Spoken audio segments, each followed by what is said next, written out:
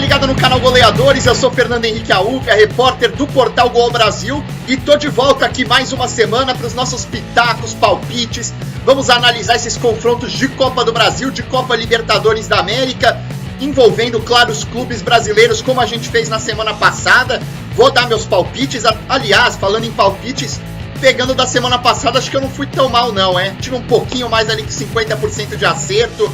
Eu até fiz um levantamento aqui para a gente passar limpo, o que eu acertei, o que eu errei. Acertei que o Vasco ia ser derrotado pelo Racing, acertei que o Cruzeiro ia empatar com a Laú lá no Chile, acertei que a Ponte ia passar pelo Náutico na Copa do Brasil, o Galo pelo Ferroviário, o São Paulo achei que ia ser eliminado pelo Atlético Paranaense. Enfim, tive alguns acertos. Temos que falar dos erros também, né? Não tivemos só acerto. Falei que o Flamengo ia vencer, o Flamengo empatou pela Libertadores no Maracanã, teve protestos da torcida. Eu disse que o Corinthians ia empatar contra o Independente lá na Argentina, conseguiu um grande resultado no estádio Libertadores da América, venceu por 1-0. Falei que o Avaí ia passar na Copa do Brasil, passou o Goiás. Falei que o Inter ia segurar a vantagem contra o Vitória acabou passando nos pênaltis, mas enfim, tivemos aí dividido aí entre acertos e erros, e essa semana tô aqui de volta. Peço para vocês virem aqui ou aqui, sempre confundo essas coisas de lado, mas sigam o nosso canal Goleadores, novo canal, sempre com vídeos novos, interativos, falando de tudo do futebol nacional, internacional, futebol europeu, Champions League na reta final, enfim, assuntos divertidos, interativos, com temáticas um pouco diferentes, pra gente estar conversando com vocês ao longo da semana, não só eu, mas como toda a equipe da Gol Brasil, sempre batendo um papo com vocês. Claro, citei os jogos da semana passada que a gente chutou aqui, vamos falar então dos jogos dessa semana, dessa quarta-feira e quinta-feira. Ontem o Santos já jogou pela Libertadores, hoje mais duas equipes entram em campo, 2 jogos fora de casa, 2 jogos grandes e importantes. Lá na Bombonera, a mística Bombonera, teremos Palmeiras e Boca Juniors e Palmeiras. No jogo de daqui a 15 dias, 1-1 Palmeiras e Boca Juniors, aquele jogão ali no Allianz Parque. O Palmeiras conseguiu abrir o placar já nos instantes finais do confronto com o Queno. Logo depois, Carlitos Telles, velho conhecido aí do torcedor corintiano, empatou o jogo. A partida terminou empatada 1-1. Placar que mais vezes se repetiu na história dos confrontos entre Palmeiras e Boca Juniors, né? Foram 12 empates em 22 jogos, já contando esse último aí da terceira rodada da fase de grupos da Libertadores. O Verdão venceu 7, o Boca Juniors venceu 3, 35 gols do Palmeiras, 26 do Boca Juniors. Não tenho tudo isso decorado, os números aqui a gente pega na colinha, mas para estar passando tudo para vocês, todas as informações. Mas enfim, pela Libertadores, até seguindo isso, os times já se encontraram algumas vezes, né? Na fase de 1994, na primeira fase, o Palmeiras ganhou por 6-1 do Boca Juniors, uma das maiores goleadas aí, o torcedor palmeirense mais antigo lembra bem. No jogo de volta deu Boca na Bombonera 2-1. Anos depois, as duas equipes, o Palmeiras, atual campeão da Libertadores de 99, encontrou o Boca na final de 2000. O Boca acabou levando a melhor. No ano seguinte, o Boca levou a melhor na semifinal de 2001. E agora, 15 dias, como a gente disse, teve esse encontro, empate também 1-1 no Allianz Parque. Agora esse jogo na Bombonera. Os dois times, a gente pode dizer assim, tanto Palmeiras quanto Boca Juniors, chegam animados, né? Animados, assim a gente pode dizer, por terem voltado a vencer na última rodada. O Palmeiras pelo Brasileirão, pela segunda rodada do Brasileirão, ganhou do Inter aqui em São Paulo, no Pacaembu, por 1-0, jogo polêmico. Os torcedores do Inter, os jogadores do Inter saíram reclamando aí de um gol mal anulado, um pênalti também. Mas enfim, o Palmeiras se reencontrou com a vitória. Eram 3 jogos já sem vencer. Eram 3 jogos sem vencer, um resultado que alivia um pouco a pressão que o técnico Roger Machado vem recebendo desde que perdeu a final do Campeonato Paulista para o Corinthians, ainda o Campeonato Paulista que segue nos tribunais, mas o Palmeiras sofre essa pressão desde a derrota em casa no Allianz Parque. E contra o Inter, o time conseguiu segurar o resultado depois de deixar a vitória escapar justamente contra o Boca Juniors no Allianz Parque. Também na estreia do Brasileirão diante do Botafogo, vencia lá no Rio de Janeiro até o fim. O Botafogo conseguiu empatar. Então o Palmeiras conquista um resultado importante que é a vitória, embora a gente saiba, o torcedor palmeirense também tem essa consciência, acho que os próprios jogadores, o técnico Roger Machado, que o time pode render um pouco mais, principalmente pela montagem do elenco, por tudo que foi investido nessa equipe do Palmeiras.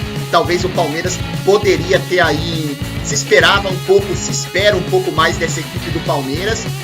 A gente teve ainda os torcedores aí, o momento do Dudu aí, que não comemorou o gol da vitória contra o Inter, torcedores cobrando o Dudu no aeroporto, aí outra parte da torcida defendendo o Dudu nas redes sociais, enfim, o Palmeiras volta a vencer, mas é um momento conturbado. E falando em momento, talvez falamos no início, citando Palmeiras e Boca Juniors, o momento do Boca Juniors também vinha de dois tropeços no Campeonato Argentino, é líder, voltou a vencer no último fim de semana, 3-1 no Newell's Old Boys, e ficou muito próximo do bicampeonato nacional também, uma vitória que traz ânimo para o Boca Juniors, um jogo dificílimo, e aí já vou dar aqui minha aposta para Palmeiras e Boca Juniors, acho que a força da Bombonera deve prevalecer dessa vez. Esse momento conturbado, não vejo o Palmeiras, como eu disse, voltou a vencer, traz um ânimo, mas não vejo ainda jogando muito bem. Acho que na Bombonera o Boca Juniors vence. Resultado aí que o Palmeiras é líder do grupo, né? Mas se o Boca Juniors vencer, assume a liderança, ou seja, o Palmeiras precisaria torcer por um tropeço aí para voltar à liderança do seu grupo na Libertadores. Mas a tendência, creio eu, é que Palmeiras e Boca Juniors avancem, mas nesse jogo na Bombonera, acredito, me desculpem os torcedores palmeirenses, mas acho que dessa vez dá Boca Juniors lá na Bombonera. Outra partida que a gente foi 2 jogões na quarta-feira de Libertadores, outro time que tem campo é o Flamengo. Quem joga fora de casa também, lidera o grupo 4 com os mesmos 5 pontos do River Plate e pega o Santa Fé no El Campín, lá em Bogotá. O Santa Fé tem 3 pontos. E o Flamengo vive, podemos dizer assim, uma situação um pouco parecida, até podemos citar, com o Palmeiras, né? Venceu no último fim de semana o América Mineiro na despedida do Júlio César, uma linda festa, a torcida do Flamengo lotou o Maracanã para se despedir do Júlio César, um ídolo da torcida do Flamengo, um ídolo aí dos torcedores brasileiros, um grande goleiro aí, mais um grande goleiro que se despede aqui do futebol. Mas o momento não é bom, né? Apesar da vitória, teve críticas quanto à atuação da equipe, o clima entre os torcedores, principalmente, a gente pode dizer que não é bom. Um dos líderes do elenco, Diego, que até no passado muita gente defendia a convocação dele para a seleção, vive um momento de má fase no Flamengo. Então, é uma situação parecida com o Palmeiras, como a gente disse. Voltou a vencer, a vitória traz o ânimo, mas o time ainda vive em situação conturbada, teve protesto no aeroporto, enfim. E é um jogo de extrema importância para o Flamengo, né? Talvez até mais que o do Palmeiras, porque uma vitória em Bogotá deixa o Flamengo muito próximo das oitavas, mas uma derrota vai ser garantia de emoção, de sofrimento até o final, como foi em algumas últimas ocasiões aí para o Flamengo na Libertadores, sendo eliminado na fase de grupos. O torcedor flamenguista, uma derrota faria sofrer bastante. Pegando primeiro pela vitória, claro, torcedor flamenguista otimista, uma vitória combinado com o triunfo do River, que é o grande favorito para o duelo contra o Emelec, ganhou de fora de casa, agora joga o River na Argentina, é o grande favorito para conseguir essa vitória. Então, os dois conseguindo, deixaria a classificação das duas equipes, não só do Flamengo quanto do River, bastante encaminhada para as oitavas de final. Já uma derrota faz com que a equipe do Flamengo precisasse vencer seus últimos 2 jogos, pega o Emelec em casa, talvez um confronto mais fácil, mas se despede da fase de grupos, justamente contra o River Plate, no Monumental de Núñez. Então uma derrota deixaria a situação do Flamengo, podemos dizer assim, bem complicada.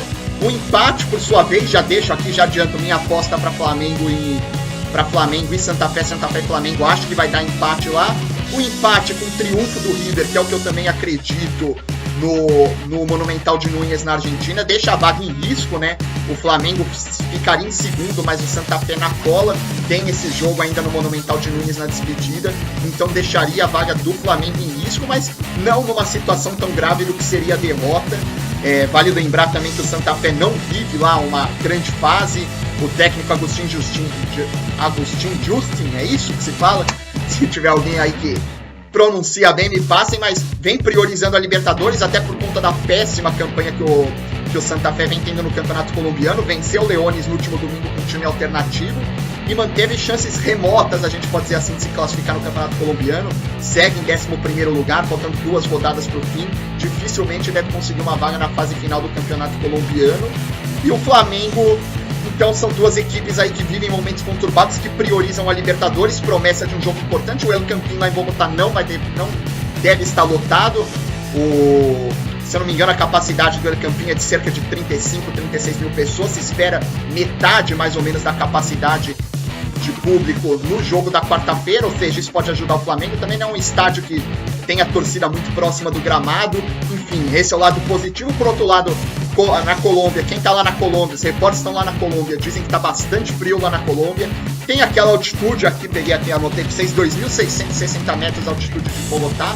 Não é aquela grande altitude que a gente vê em outras ocasiões, como em La Paz, na Bolívia, mas é uma altitude que pode atrapalhar um pouco os jogadores. O Corinthians jogou lá com o Milionários, estreou na Libertadores desse ano lá e conseguiu fazer um jogo razoável, mas os próprios jogadores falaram que não é que atrapalha muito, mas em alguns momentos pode chegar a atrapalhar, principalmente na questão da velocidade da bola. Enfim, um confronto complicado de duas equipes vivendo aí um momento de pressão. Uma derrota do Flamengo aumenta ainda mais a pressão sobre a equipe que ainda busca um técnico ali, o Barbieri segue interino, mas uma vitória também aproxima muito o Mengão da classificação. Mas para mim, Fernando Henrique Aúbia não vai dar nem vitória, não vai dar nem derrota. Acho que o Flamengo volta com um empate que, com uma vitória do líder, não seria tão bom assim pro Flamengo, não.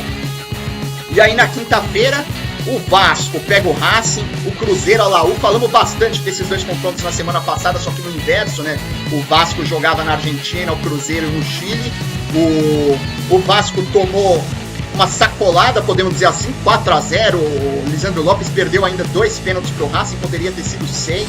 Teve bola na trave, enfim. O Vasco sofreu bastante.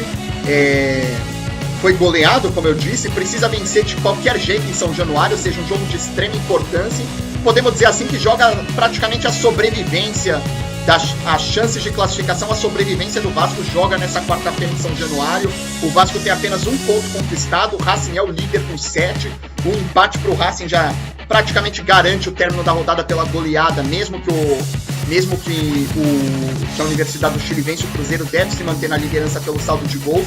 Enfim, acho que o Racing joga, vai ser um jogo duríssimo para o Vasco, um jogo extremamente decisivo, mas o Vasco mostra algumas deficiências na equipe. No próprio Campeonato Brasileiro a gente vai vendo isso, com o empate com a Chapecoense, por exemplo, na última rodada.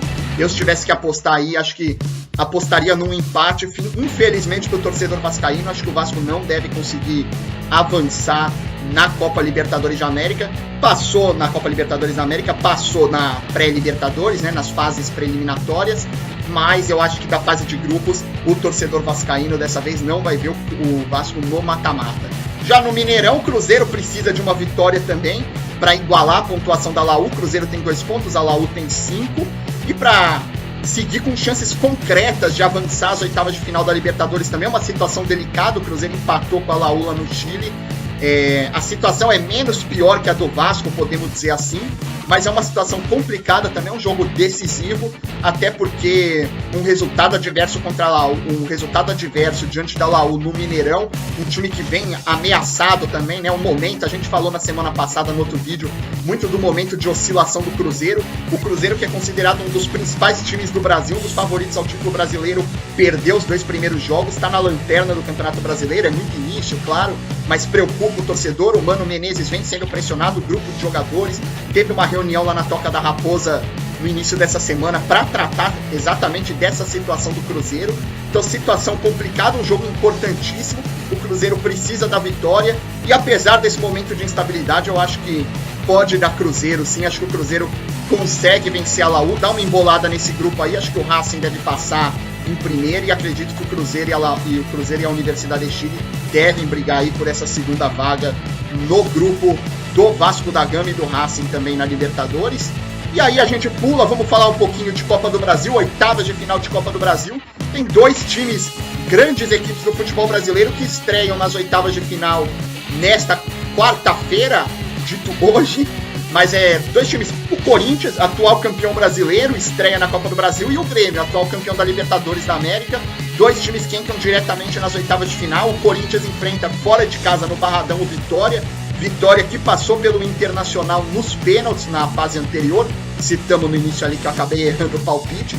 Mas um jogo aí equilibrado, onde as 2 equipes se enfrentaram em mata-mata 2 vezes na história. O Corinthians levou a melhor uma vez na Copa Conmebol de 1994. O Vitória levou a melhor uma vez na Copa do Brasil de 2004. Acabou passando nas quartas de final, eliminando o Corinthians.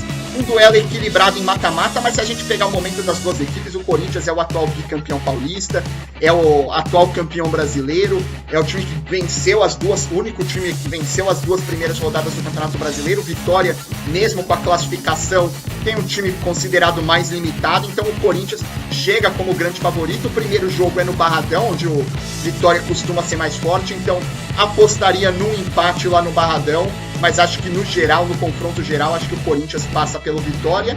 E aí, para encerrar os nossos palpites aqui, o Grêmio, como eu disse, atual campeão da Libertadores da América, também estreia fora de casa, pega o Goiás fora de casa, o Goiás que passou pelo Avaí, outro time que eu errei o palpite.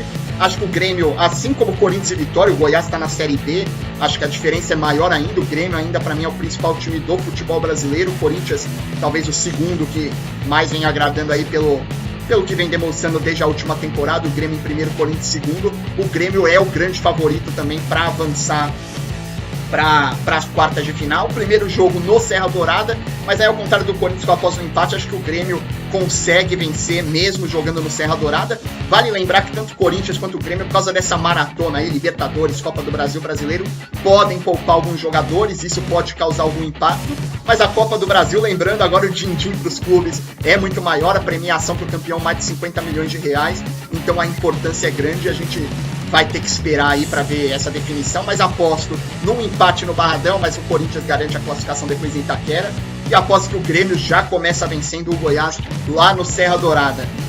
Por hoje, por essa semana é só, pessoal. Lembrando, muito em breve vamos começar a fazer esse vídeo, essa live, vamos fazer em live, em formato de ao vivo com vocês, pra gente ter essa interação, pra gente discutir, vocês me cornetarem, eu cornetar as pessoas que vierem da outra semana, que vierem da semana passada e erraram os placares também, pra gente ter essa interação bacana, discutir todos os jogos.